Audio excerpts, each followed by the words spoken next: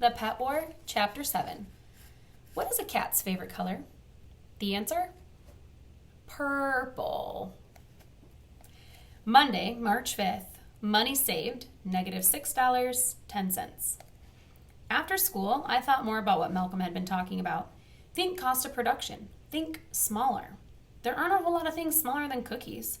They're even smaller than apples, not including those enormous black and white cookies at Snood's grocery store. Mom only gets those on special occasions, which means not often enough. Apparently my getting a haircut isn't a special occasion, but I usually get a lot of hair snipped off. That should count for something. Here's a list of other occasions I think are cookie worthy, and Mom doesn't.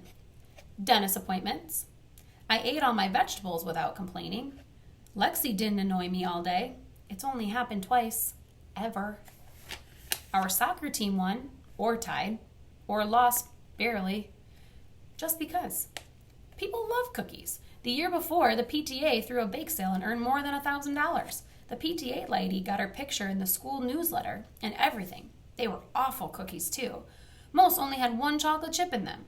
Some didn't have any, which means technically they weren't even chocolate chip cookies. Everyone knows a chocolate chip cookie is only as good as the number of chips stuffed inside it. But people didn't complain because the bake sale was for a good cause. Now that I think of it, I bet those stingy no-chip PTA cookie ladies were cat lovers. But I would make my cookies better. I'd include lots of chips in each, and I couldn't think of a better cause than my getting a dog. I'd probably sell out of cookies in about 5 minutes. Cookie ingredients were pretty cheap too, right? I'd wash that Lexi smirk down the sink like a half-chewed spear of broccoli. I'd never baked anything before, but how hard could it be? Mom was upstairs on her computer, but I would show her how responsible I was by baking my fantastically perfect cookies by myself. We had all the ingredients sitting in the pantry. I just needed to mix them in a bowl and bake them. I'd have to be an idiot to mess this job up. But apparently you have to be a math genius to bake stuff. I found a recipe in a cookbook that looked easy, but only made 36 cookies. I needed at least 100 cookies to make any real money, but 36 goes into 100 how many times, carry the denominator, minus something or other, and assuming a train is traveling 45 miles per hour in an easterly direction, and so on. So I didn't know much of everything I needed, but I was going to throw in plenty of chocolate chips. More than one for every cookie. Take that, cat-loving PTA ladies. The PTA called their cookies the Amazing Curriculum Cookies because the money went towards school curriculum. It was a lousy name, almost as lousy as the name Fluffernutter. Almost. Because there is no name worse than Fluffernutter. But I could do way better. Names are important. Like horseradish. You'd think it would taste like a horse and a radish mixed up. They should name it Jelly Bean Sundae. Then maybe people would like it more. No, scratch that. No one would like horseradish more, no matter what you called it. So I started thinking of cookie names. Otto's Chocolate Chip Cookies. Boring. Otto's Amazing Chocolatey Chip Delights. Better. Otto's Amazingly Delightful Chocolatey Chip Canine Cookie Confections. Bingo. Everyone loves animal cookies almost as much as they love chocolate chip cookies. I could make chocolate chip cookies that looked like dogs. The idea was pure genius. I bet this is how Thomas Edison felt when he invented the light bulb. When people think of great ideas in comics, they have light bulbs drawn over their heads. What did people draw before Thomas Edison came around? Torches? Anyway, I didn't have time to think about ancient history all day. I needed to get to work. Lexi wasn't the only artist in the family. I would paint pictures of dogs on every cookie with Mom's icing tubes. They'd be so artistically excellent that Lexi would be begging me to make her posters for her. Otto's Amazingly Delightful Chocolate Chip Canine Cookie Confections. 2 chips per cookie. 2 chips. Take that, Lexi. I looked at the recipe. I needed to melt butter, so I put 2 sticks in the microwave. I also took out the other ingredients: sugar, flour, vanilla extract, and of course, chocolate chips. I removed Mom's giant mixing bowl from beneath the counter and prepared to get to work. I'd make 101 cookies, 100 to sell and 1 to eat. Or maybe 99 to sell and 2 to eat. I'd play it by ear. Mom had a brand new bag of flour. It was hard to open, so I had to tug the ends and give it a rip. You would think the flour people could make bags easier to open. The entire side tore in half. Flour exploded everywhere. On the floor, on me, on the walls, and even on the ceiling. How does flour get on a ceiling? But ceilings are white, so you really couldn't see it unless you squinted. I scooped what I could off the floor and into the mixing bowl. Luckily, flour comes in big bags, so there was plenty to scoop. Then the microwave beeped. I have some advice. If you microwave butter, use a bowl. Luckily, Mom had 2 more sticks. I dumped all the ingredients into the mixing bowl except for the chips. I was saving those. The recipe called for 2.5 cups of flour. I threw in 6 cups. The recipe called for a teaspoon of vanilla extract. I poured in 4. Or maybe I put in 4 tablespoons. I wasn't sure. The recipe called for a cup of sugar, but everyone loves sugar, so I just dumped in about half the bag. Sugar's the best food ever. I mixed and stirred and then rolled the cookies into balls and flattened them onto our cookie sheets. Then it was time for the best part, my incredible dog pictures. After all, these weren't just cookies. They were Otto's amazingly delightful chocolatey chip canine cookie confections. 2 chips per cookie. The chips were the eyes, and since dogs have 2 eyes, that's where the 2 chips came in. Brilliant, right? We had 5 different icing tubes, and I used them all. Red icing for the dog's nose, green icing for its mouth, blue icing for its ears, yellow for its leash, and purple.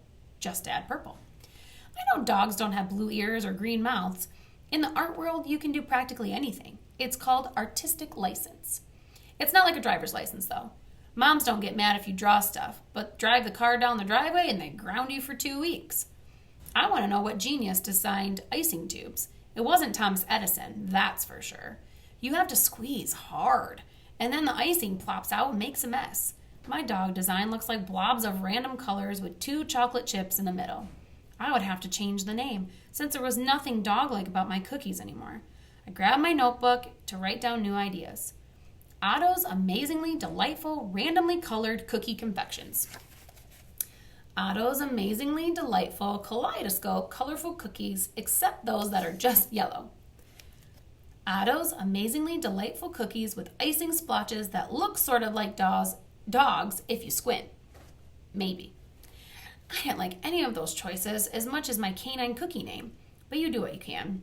I put the cookie sheets with their cookie blobs in the preheated oven. Since I didn't have a great dog theme, I'd make some great signs. Lexi would be way jealous, too. I walked over to the downstairs computer to get to work. I typed, Otto's amazingly delightful rainbow crazy cookies, 2 chips per cookie. Not bad. I wanted the word amazingly to look amazing, so I tried about 1 billion different fonts before finally picking just the right one. I thought every letter should be a different color, but I wasn't sure which colors, so I tried 1 billion of those too. It needed more stuff. Stuff people like. The list of things people like goes like this. Dogs, babies, chocolate chip cookies. I put all 3 in my signs, which made them way better than any of Lexi's posters, even if mine didn't have glitter. I also added a picture of a rainbow. People love rainbows, although I don't know why. If you see a rainbow, it means it just rained. If it rains, you can't play outside. If you ask me, rainbows stink. I typed some catchy lines too. Be a cookie hog and I'll buy a dog. I also wrote, dogs are hairy, buy as many cookies as you can carry. Maybe we'll name our dog Larry. I lost track of time. Just when my signs were really looking great, I smelled something odd. Something burning. Oh no! How long were the cookies supposed to cook in the oven anyway? I ran back to the kitchen and opened the oven door. A dark plume of smoke filled the room. I waved away the vapors, but not before coughing about 3,000 times. The cookies were burnt black, and the entire oven had a strong, charred icing smell. Did the recipe say to put on the icing after they baked? Maybe. My wonderful modern art designs were now little pools of bubbling black liquid. The thick smoke surrounded my head like clouds in a thunderstorm, and then the smoke alarm went off. What are you doing? Mom yelled, running down the stairs. I could barely hear her under the nonstop siren wail. Mom held a broom and tapped a button on the ceiling alarm with the handle, and it stopped blaring. I thought the house was on fire, she shouted. The alarm was no longer beeping, so she really didn't have to scream anymore. I think she yelled, because that's what moms do when they're angry.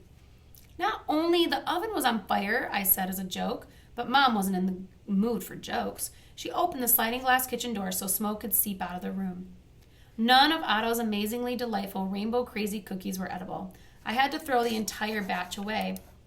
I wanted to bake a second batch, but Mom said I was forbidden from using the oven again for the rest of my natural-born life. I asked if she might change her mind when I was 76 years old, but she said there was a fat chance of that ever happening. Mom's moon was as black as burnt cookies.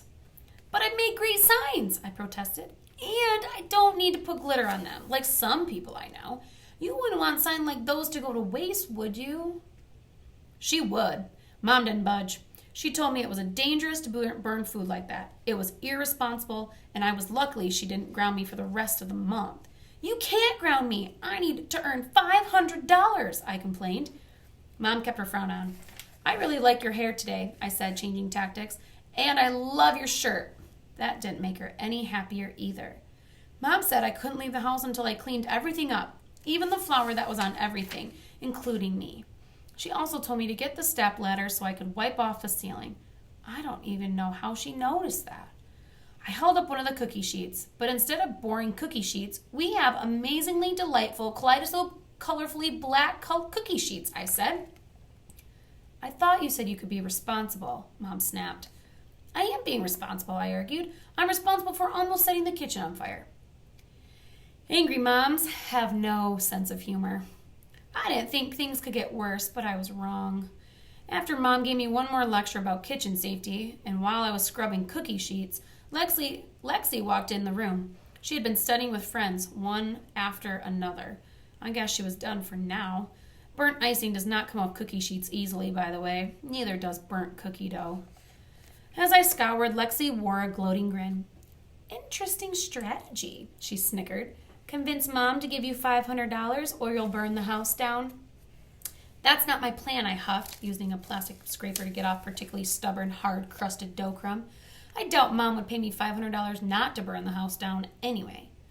I have lots of great ideas. This is just a small bump in the road to my fortune. You'll see. We are not getting a cat. I'd take you more seriously if your hair wasn't completely covered in flour, Snow White. I'm not Snow White, I grumbled, chipping away at the burnt food in the sink. Maybe your friends or the dwarves can help you. Just stay away from poisonous apples, she laughed. Oh, that's right. You sold all of our apples yesterday.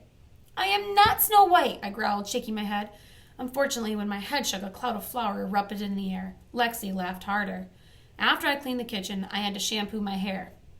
Twice. I had soccer practice every Monday night, 6:30 sharp, and don't be late. So after dinner, I rode my bike to the soccer fields behind the school. The spring season started in a few weeks. We came in second place last year, and everyone on the team was back. We were aiming for the championship. After we warmed up by kicking balls back and forth, then stretching and running laps, Coach Drago split us up into two teams for a scrimmage, the starters versus the scrubs. I was on the first team, as usual, and Malcolm on the second team, as usual. I played horribly. I missed easy shots and kept kicking the ball to the other team. Meanwhile, Malcolm had really improved thanks to my soccer lessons. Coach Drago kept on clapping when Malcolm had the ball and yelling at me when I had it. He told me to get my head in the game. But it's not as easy getting your head in the game when you're thinking about cats and sisters and big money-making ideas. We lost, and Malcolm's team celebrated like they had won the World Cup. Coach Drago slapped Malcolm on the back and said in his thick Yugoslavian accent, "Great job, keep up the good work, and you'll be starting." Then he looked over at me with a sort of sad, disappointed look and shook his head before marching away. I walked off the field with my head hanging while the second teamers continued whooping and cheering. But I'd show Coach Drago that I was still the team soccer star. I just needed to earn a whole bunch of money first. Then I could worry about soccer, schoolwork, and the rest of my life later. I just hope that later wasn't too late.